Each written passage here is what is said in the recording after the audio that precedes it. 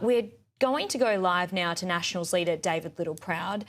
The timing of this so-called gas announcement, I mean, I might be speaking out of turn, but it just feels wrong to me when people are demanding a royal commission into the worst terror attack on Australian soil. Well, all the bandwidth the Australian public has at the moment is trying to show support for the Jewish community and the people of Bondi. This government is tone deaf. It's been tone deaf for 2.5 years, ignoring the warning signs about the anti-Semitic behaviour on the streets of Sydney and Melbourne and even Brisbane.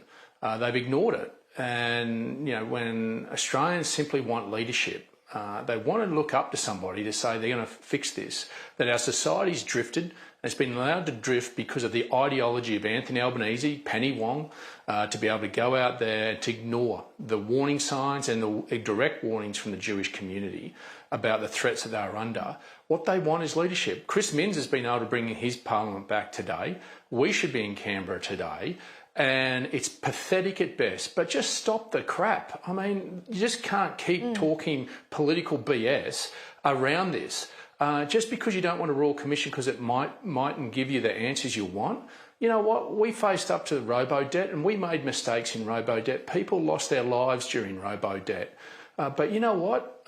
There are 15 Australians that were slaughtered last Sunday whose family deserves answers of a royal commission to understand exactly how state jurisdiction agencies as well as federal agencies have interacted over time. And if that pulls back into periods when we were in government, I don't care.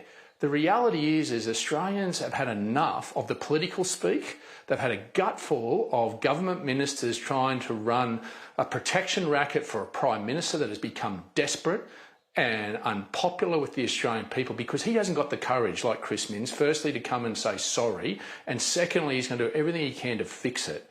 This is a moment in our nation that needs to be grasped by its nation's leader. Instead, he's got a protection racket running around him rather than facing up and saying, you know what, we will leave no stone unturned. And that means a quick review by Dennis Richardson. Well, good luck, blow your hair back with that. But what we do need is a more forensic and granular one that will look and give us signs not just about what happened in Bondi, because this anti-Semitic behaviour hasn't just been in Sydney, it's been in Melbourne. And Victorian agencies are different to New South Wales agencies as they are different with Queensland. And we should see how that interaction and the agencies interact with one another in sharing information and see if anything's missed so that there is a learning, that this is all not in vain. That to those families, the tragic loss of 15 Australians has not been in vain, but instead we have a Prime Minister and a government that is just running for cover, running for Christmas, rather than facing up to it and having us all in Canberra fixing this and fixing this today.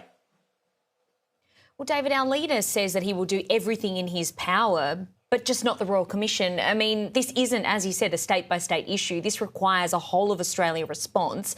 Isn't it imperative to consider the conditions that led to the attack and then the mechanisms which were or could have been available to prevent it, state and federally?